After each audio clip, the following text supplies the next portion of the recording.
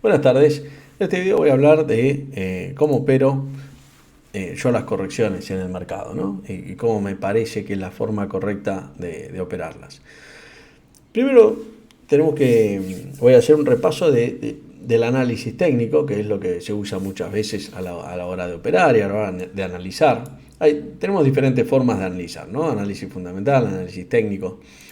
Entonces, primero, yo en agosto había subido un gráfico que me pareció interesante, que era este que tenemos acá, que tiene que ver con un modelo de evaluación de mercado, en donde lo que se veía era que el mercado estaba sobrevaluado, ¿no? O sea, que estaba caro. Y después tenemos el actualizado, que era de diciembre de este año de 2024, en realidad el año anterior, en donde se veía fuertemente sobrevaluado. O sea, la condición de sobrevaluación había empeorado, digamos, ¿no? Había estado en un momento peor, bueno, pues hubo una corrección y demás. ¿Por qué voy a esto?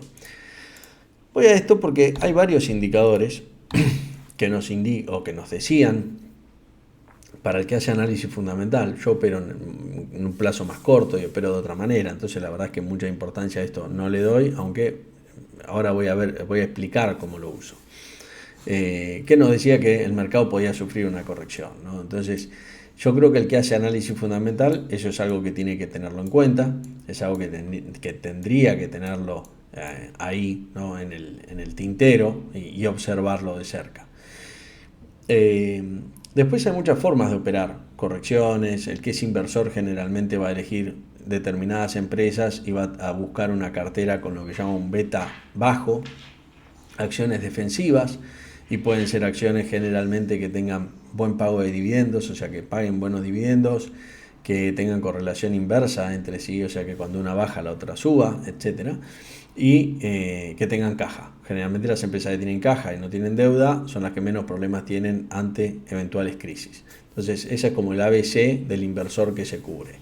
Obviamente que si conoce de opciones y demás puede tomar mejores coberturas. Lo que creo yo que no hay que hacer, o lo que para mí es un error, es, sobre todo, el inversor generalmente tiene otra posición frente a las correcciones y muchas veces para el inversor es más difícil capturar esas correcciones o evitarlas. A veces, de hecho, Peter Lynch, ¿no?, decía que se pierde más plata tratando de evitar las correcciones que quedándose y aguantando la corrección. Pero para el que no es inversor, o el que es inversor pero hace más análisis técnico, comerse una corrección así, digamos, si uno estaba desde máximos y el mercado bajó 10%, es, es un error. O sea, a lo que voy es, una cosa es, acá hay que definir y tener en claro esto, una cosa es no verla, que está bien, a todos nos equivocamos, mira, no la vi, me quedé, se me escapó el cuarto de hora y me quedé clavado adentro, y otra cosa es creer que no es un error, ¿no? Entonces, hay que entender que, digamos, es un error. De hecho, yo acá en este gráfico tengo una media de 50, no es nada loco, ¿no? Entonces, no es nada sofisticado, quiero decir, y cualquiera se hubiese dado cuenta que cuando el mercado cae, al menos hay que vender, ¿no? Como mínimo hay que vender. Después uno puede tomar coberturas, ganar a la baja, etcétera, etcétera. Pero cualquiera que hace análisis técnico, o sea, alguien que hace análisis técnico generalmente no diría, bueno, acá voy a esperar el piso del canal, por ejemplo, porque ese piso del canal es un 10% por abajo del precio actual. Entonces no tiene mucho bollete, un 10% en el Standard Poor's es mucho. Y un 10% significa que hay acciones que bajaron el 20%. Entonces depende de dónde estés. eh, el mercado tiene un comportamiento, llamémosle, o se llama, no ergódico, o sea, vemos a largo plazo y decimos, sí, el índice rinde un 12% anual en promedio, sí, bueno, pero ojo que para estar en ese promedio, si vos tomás malas decisiones, no estás en ese promedio. Entonces, y también es difícil estar con una acción que baja 20%. Eh, con lo cual, o sea, es fácil ser alcista generalmente, porque cuando el mercado sube, vos sí, porque esto va para arriba, sube, entonces yo te digo, bueno, vos tenés que comprar porque sube, y cuando baja te digo, pero no, tenés que aguantar porque ahí es donde se ve el verdadero inversor, el que aguanta cuando baja. Y es fácil hasta que te toca un 2022 y te pasas todo el año diciendo que hay que comprar, y bueno, en algún momento el mercado rebota, pero ¿cuál es tu volatilidad? Cuando me dice el retorno ajustado por riesgo, para eso compras el Standard & Poor's y no haces nada, entonces no haces ni análisis técnico, no haces nada. Por eso digo, una cosa es el inversor y otra cosa es el que elige ciertas acciones que lo que busca es mejorar el retorno del índice de alguna forma. A veces se enfocan en los retornos y dicen, pero al final gana lo mismo, gana un poquito más, pero la volatilidad baja mucho y es conveniente. Y bueno, yo me voy a enfocar en las opciones, que es a lo que me dedico, a lo que opero y sobre lo que me voy a enfocar. Entonces, error, bueno, estar siempre alcista. El desconocimiento de las opciones para mí sale muy caro, para el mercado, o sea, para el que no conoce, realmente le sale muy caro. Siempre pasa lo mismo, o sea, en los mercados alcistas uno cree que, o mucha gente cree que la tiene muy clara o que saben, y la verdad es que lo que pasa en las correcciones es que todo eso queda en evidencia y todos los errores que uno comete, que a veces son difíciles, uno no se da cuenta. Uno no comete un error, no se da cuenta generalmente que lo comete, porque si no, no lo hubiese cometido. Te das cuenta cuando las cosas salen mal y miras para atrás y decís, me confundí.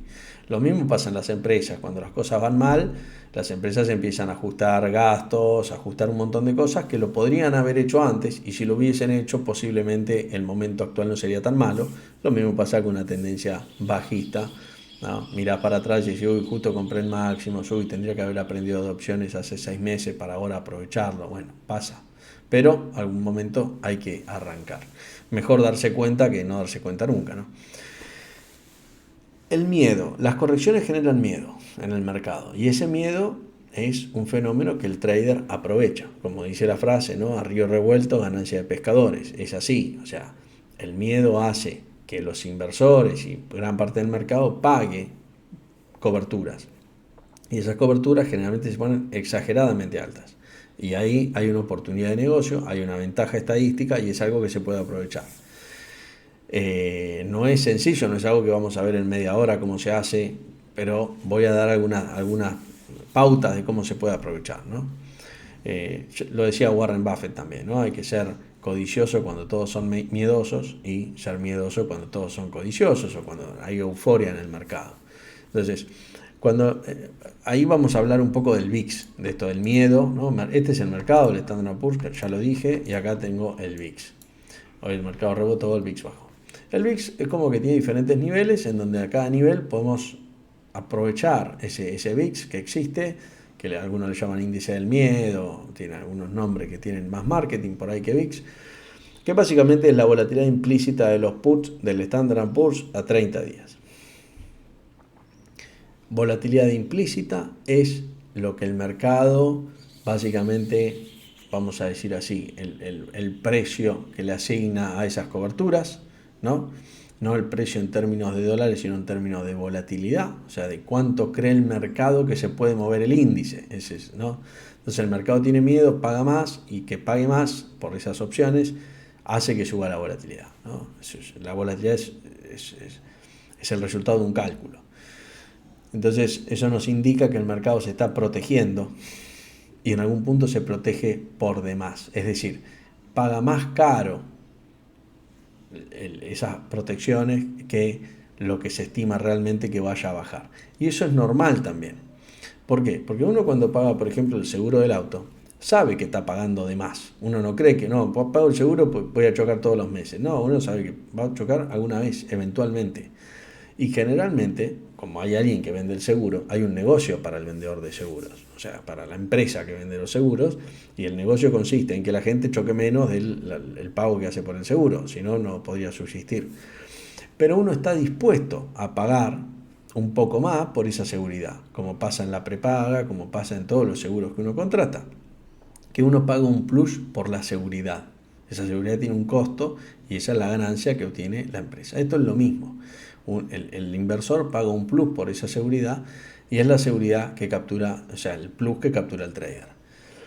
Estoy hablando, estadísticamente hablando, ¿no? La esperanza, esta matemática, la ventaja competitiva que hay, ¿no? El edge, digamos.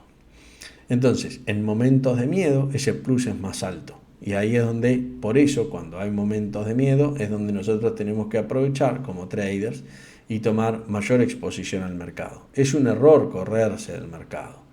El error es tomar exposición al mercado cuando la volatilidad es baja, no cuando es alta. Cuando es alta hay que estar en el mercado. ¿Por qué?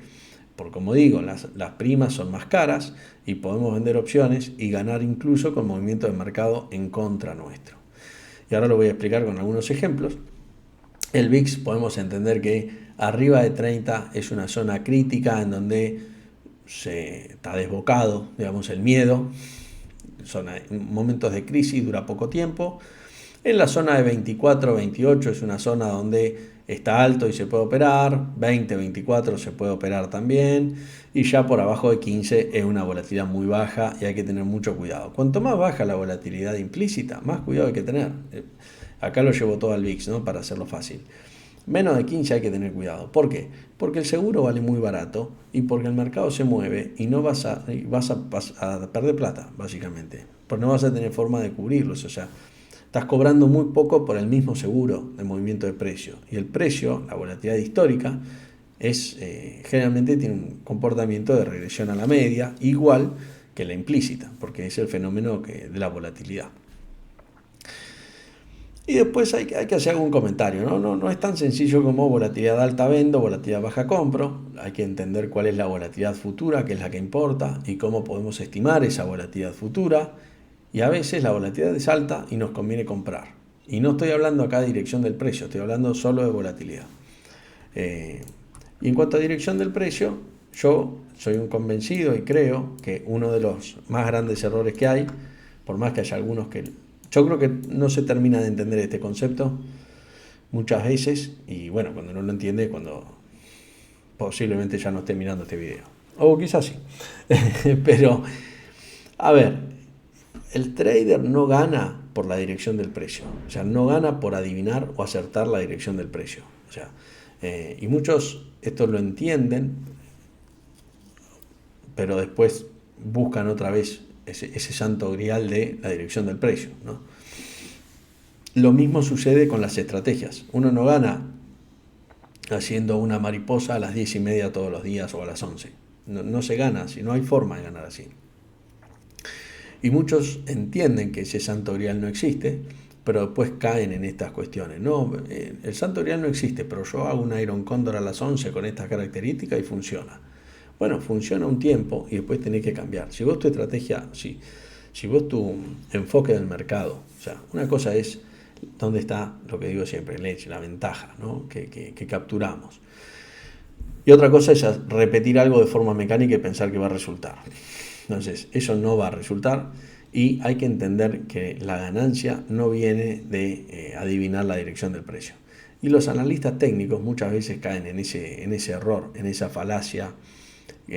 Yo creo que el error ahí está en el analista, no en el análisis técnico, como en el analista fundamental, que no es el problema del análisis fundamental, porque así como tenemos un tipo que es Warren Buffett, que vendió sus acciones y ahora está líquido, tenés tipos que cuentan cuántos fósforos fabrica una fábrica para después calcular, y la acción le bajó 30% y lo empomaron. Entonces, lo que existe son buenos y malos analistas, buenos y malos traders, y no tanto el problema es del análisis. El análisis está ahí, funciona, es una herramienta, yo creo que sirve, pero muchas veces, y de hecho estos días se ve mucho como, bueno, gente que tiene mucha seguridad en su análisis, ¿no? Ese es un gran problema. Es decir, el mercado va a ir a tal precio y cuando el mercado no va, no, bueno, en realidad el mercado está mal, tiene que ir ahí para después subir. ¿Cómo? O sea, ¿qué tiene que ver? Tu análisis, el análisis técnico es para analizar lo que está pasando con el mercado. No significa que el mercado te vaya a hacer caso a vos para después rebotar. Por eso hay mucha gente que critica el análisis técnico. Pero bueno, el problema son los analistas, ¿no? Que no están entendiendo las prioridades. Toda la teoría va existe para apoyar a la práctica. No existe, si no es una entelequia, es... Bueno, hay una teoría, el mercado tiene que hacer lo que yo digo. No funciona así. Ahora, cuando uno lo pone en estos términos, es obvio, o parece una estupidez, pero después cuando uno ve los análisis de muchos, dan vuelta a esta situación y creen que el mercado tiene que hacer lo que ellos dicen. No, el mercado tiene que bajar a 6.100 o a, no sé, lo que sea, digo acá son 5.300 para habilitar un máximo. El mercado se va a dar vuelta mañana, va a subir 10%, vas a quedar como un boludo, después te vas a tener que dar vuelta y te vas a dar vuelta tantas veces y a veces la vas a pegar porque como el mercado tiene dos opciones, o sube o baja, y alguna vez la vas a pegar. El tema es quiero ver cómo operás eso. Ahí está el problema. Y vos lo podés operar sin hacer ningún análisis o podés hacer un montón de análisis y encima pifiarle.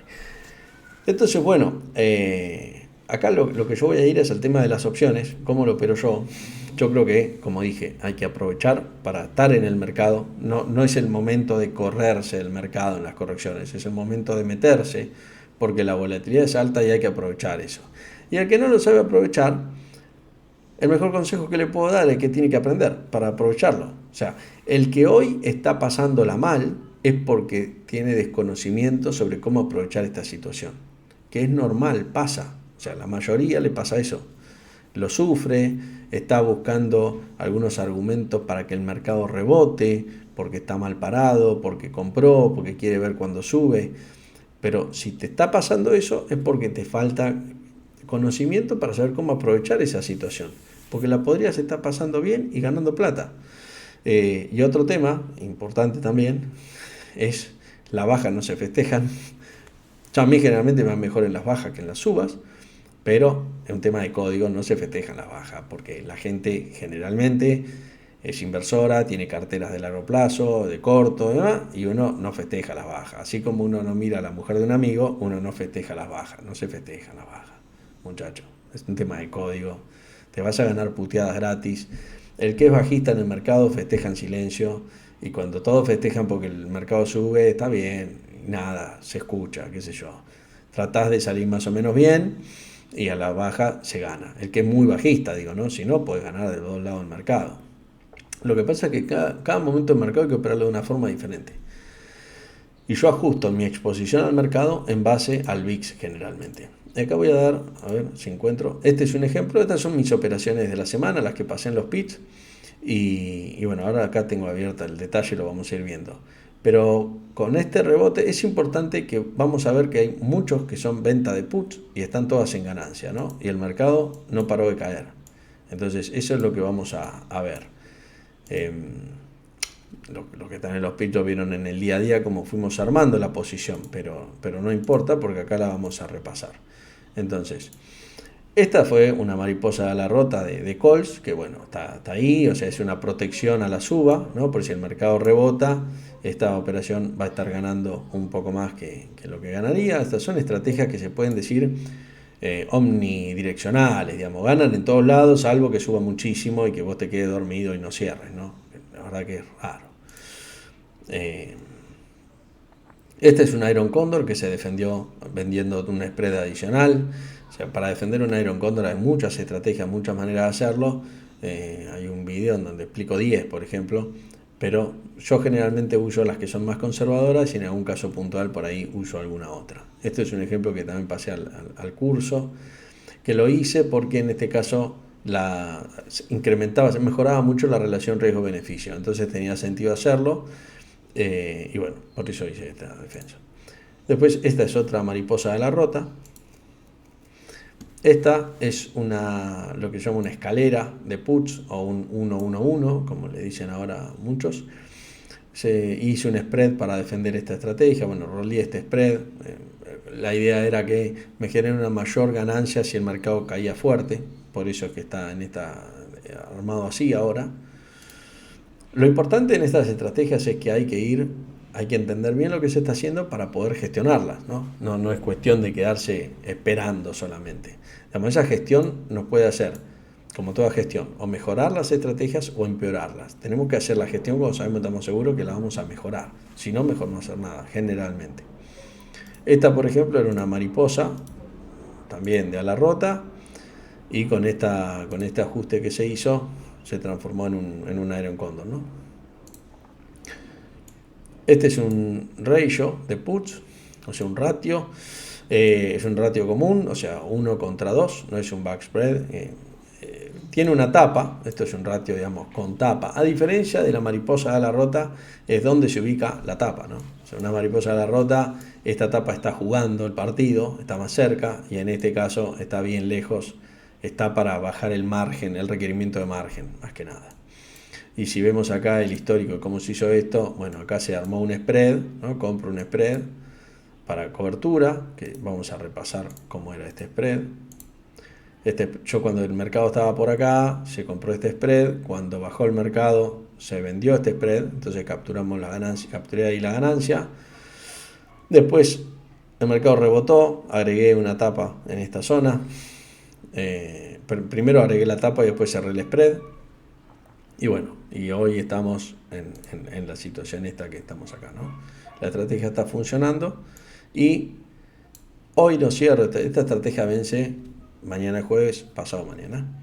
Y no la cierro porque si mañana baja el mercado, si sube, ya tengo la ganancia que voy a tener ahora, ¿no? O sea, estoy más o menos en la ganancia máxima.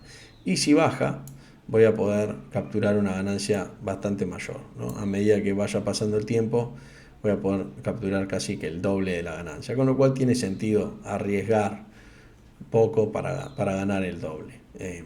No hay forma de perder acá, no hay forma, ¿no? Vamos a poner entre comillas, pero no hay forma de perder sin ganar antes más en esta situación. Eso es clave, entenderlo. Salvo que abra el mercado con un gap de, no sé, 200 puntos para abajo. Puede pasar, pero convengamos que no pasó muchas veces en la historia. Y esto es importante porque si bien hoy, con las plataformas que hay hoy, uno puede simular todo esto, la verdad es que cuando yo aprendí, que no hace tantos años, pero hace unos cuantos años, no sé, más de 10, seguro, 15, en realidad, más cercano a 20 en realidad, me estoy sacando unos cuantos años.